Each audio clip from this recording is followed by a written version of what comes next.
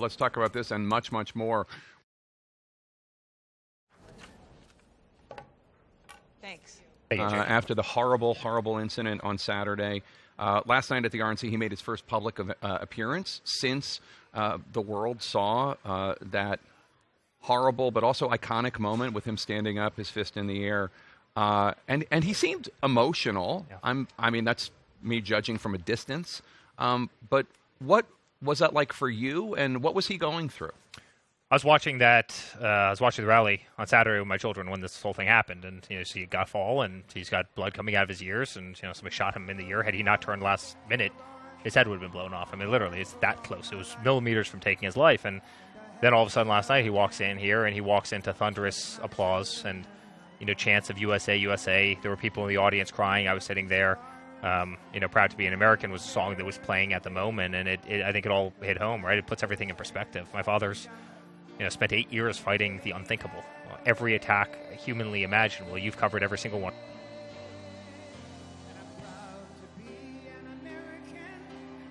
They tried to take his life. That was their final attack, and thank God it didn't work out. But then he walks in here to just a sea of love, and as much reporting as you've done from in here, I know how much love you've seen in this room. Yeah. The American flags, the red hats, the people who love America. They're proud to be American. They want America to be number one at everything we do. They're patriotic. They love our Constitution. They love religion in this country. I mean, these are great, wholesome people from every state that we have in the nation, and it's a powerful moment. It was it was almost a moment that didn't happen. Yeah. Because of a madman that got far too close.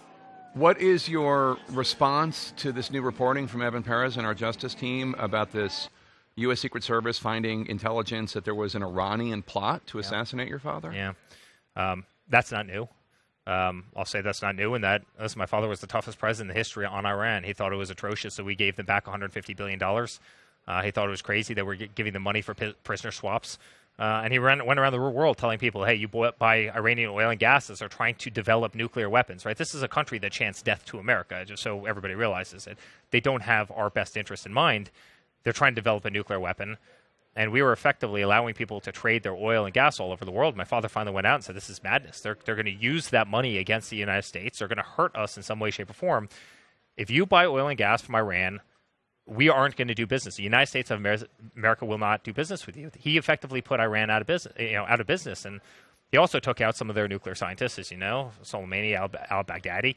He took out both of them. I can only imagine that their feelings are hurt. I can only imagine that they don't like Donald Trump or anybody that wears our last name. So I don't think this is anything new. There's never been a tougher president in Iran, and it would be a huge mistake if we let them get nuclear capabilities, because believe me, they're out there. They're indoctrinating their children to chant death to America every single day. You better believe that they'll use a weapon, and you'll have casualties in the U.S., the likes of which we've never seen before.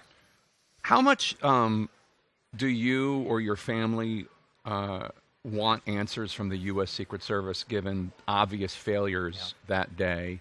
Do you think that the head of the U.S. Secret Service should resign because of the obvious failures? I've been very outspoken in terms of the people on that stage. I've probably said this 10 times now. The people on that stage love him. They would take a bullet for him. And obviously, they ran right in front. And they demonstrated that. One of the females on the stage, she was with me for 3 years. I know everything about her. She would take a bullet for me. She would take a bullet for him, as courageous as they come. Same with everybody else that was around him. The head of his detail was on that stage. Believe me, the last thing that they wanted was that to happen, and they did all the right things. Now take that ecosystem that travels with him. They show up at a rally. They get up on stage. They're watching for people, making sure they don't run up with a knife or try and tackle the president or do something else that's stupid, throw something at him.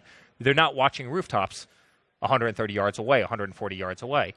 There was a breakdown with whatever happened there. Is it? I don't even want to guess. I don't want to speculate.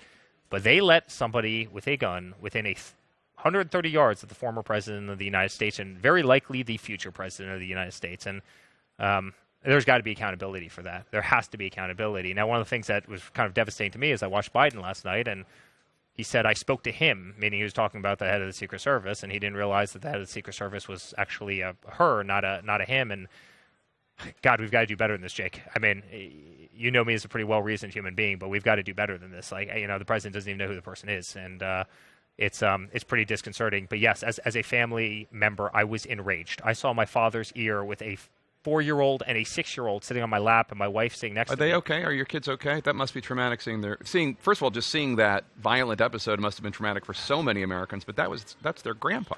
Yeah, I think it's even more traumatic when they go into camp.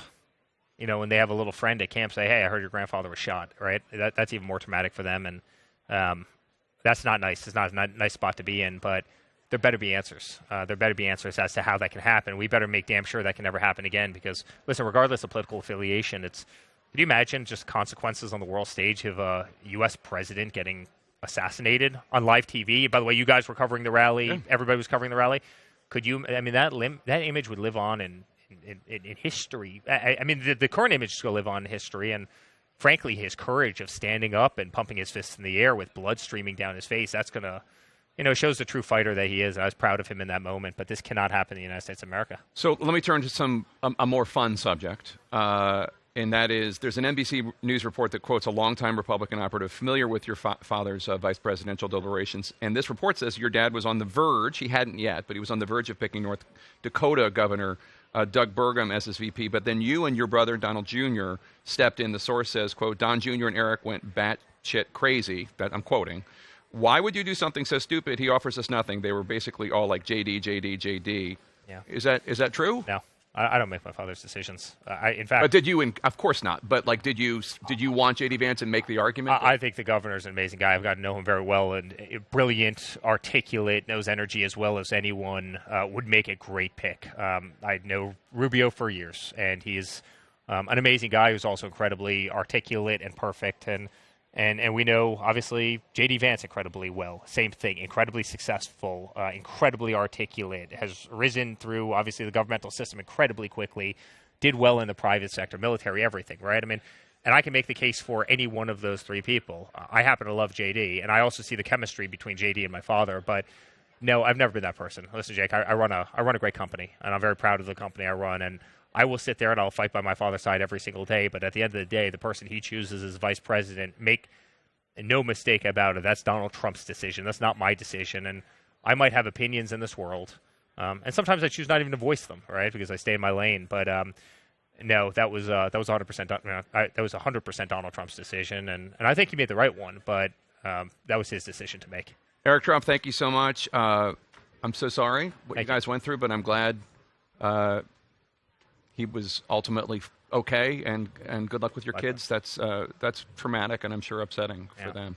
Not to mention for you and your whole family. Thank you. Thanks again.